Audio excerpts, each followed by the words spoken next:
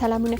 د ولسمشر ویان صدیقي وایي د سولې په خبرو کې د افغانستان مرکچي پلاوي موخه اوربند د تاوتریخوالي پای ته رسول او په هیواد کې پایدارې سولې راوستل دي. ولسمشرۍ ماڼۍ لسو وزارتونو ته نوماندان معرفي کړل. ټاکل شوي د دغه وزیران د باور رایې اخیستلو لپاره ډیر ژر پارلمان ته معرفي شي. د جګړې قربانیان وایي که جګړه 20 کاله نور هم دوام وکړي ترلاسه شوي ارزښتونه به د لاسه ورنکړي.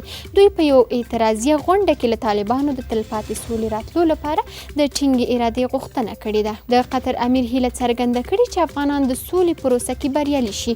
نوموړي ویلي هیواد یې بین الافغاني مذاکراتو لپاره د هر ډول اسانتیاو برابرولو لپاره چمتو دي. د ملي دفاع وزارت سرپرست اسدالله خالد په کابل کې د چین سفیر وانګیو سره د دواړو خواوو د امنیتي، سرحدي او دوه اړخیزو همکاریو په تړاو خبرې کړي او کابل بازانو د شپږیزې لیګ پای لوبې ته لاره پیدا کړه. په نننۍ سیالۍ کې مس عینک لوبډلې 200 منډې وکړې چې کابل بازانو په 20 اور کې پوره او لوبه یې وګټله.